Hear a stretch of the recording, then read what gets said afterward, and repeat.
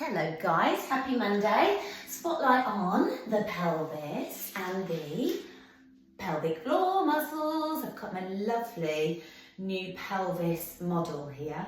All right, very excited. So I thought, why not do a little pelvic floor spotlight? Okay, I love harping on about the pelvic floor, but we don't talk about it enough, and I just think we should. So this is your pelvis, okay? Your pelvic floor muscles are all those really important muscles that basically hold everything in, okay? You've got your superficial ones, so the ones that are nearer the outside, and then you've got your deeper ones, the ones that really help to lift when you feel that good pelvic floor contraction. So it's like a gather and a lift. It's front and back, so you've got your tailbone here, you've got your pubis here, so you're really working on this sort of sling or hammock of muscles, front and back. So when you do lift the pelvic floor, you should feel the front of your pelvic floor and the back of your pelvic floor lifting, engaging. You're not using your bum muscles, which attach here and here. You're not using your big glute muscles here. You can lift your pelvic floor without squeezing your bum. So if you cannot do that, maybe try and practice switching off your bum muscles and trying to gather and lift your pelvic floor muscles up. You might want to use your eyebrows, okay? And that's okay. So we're going to start on our backs, and we're just going to do a little exercise for the pelvic floor, which requires you to use something. I'm going to use a ball that you can put between your knees, maybe a pillow or, a towel roll. We're going to lie on our backs. We're going to go into our pelvic tilt, okay? So we're going to be tilting our pelvis back, flattening our back into the mat, and we are going to squeeze on the pelvic floor to try and co-contract those inner thighs as well. So it just might make it a little bit easier for you to find your pelvic floor muscles. So let's give it a go, guys, shall we? On your backs, nice and relaxed. I want your lower back to be in a neutral or a comfortable position for you, and I want your ball between your knees, okay? We are going for a squeeze on the ball and a pelvic tilt and a pelvic floor lift, and then we are going to relax. You know me, I'm going to layer in some breathing, okay? If you lose the breathing, don't panic. Breathing here, or breathing in all of my exercises, is a tool, okay? It's not a rule, it's a tool. So use it as a tool, and if you find it's really not helping, let it go, okay? So you're going to take a deep breath in, and as you exhale, you're going to squeeze the ball, pelvic tilt, and think about that lift through the pelvic floor muscles. And inhale, try and let it all go. Do it again.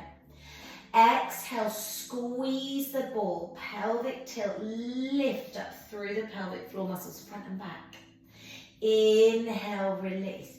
So again, with these tilts, you're going to exhale, squeeze and tilt. Only go to where you're comfortable. If you're pushing your back so far in that your shoulders round, your neck's getting tense, then maybe just ease off on that a little bit. You don't need to get all the other muscles involved. Squeeze and tilt just to do a pelvic tilt.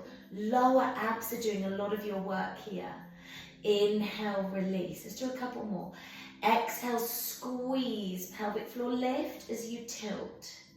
Inhale, release. Let's try one more. Exhale, squeeze, tilt, just lift it and release it. Now, I've thrown a lot at you there because we're squeezing a ball, we're breathing, we're tilting, and we're trying to engage the pelvic floor. You can simply engage your pelvic floor, okay? You don't need to do all the other stuff. But I like to add that other stuff in just to give it a bit more to the exercise, a little bit more contraction maybe for the inner thighs, maybe a little bit more mobility for the lower back, for the pelvis to be isolated. But you don't have to. You can sit, you can lie, you can take a deep breath in, and then as you exhale, you can gather and lift the pelvic floor, front and back. Inhale, release. And you don't even need to use the breathing, but the breathing will hopefully help you more effectively engage that pelvic floor. As you breathe in, the diaphragm is down, the pelvic floor releases down. As you breathe out, the diaphragm contracts up and the pelvic floor will lift up as well. So it will just help you engage that pelvic floor a little bit more.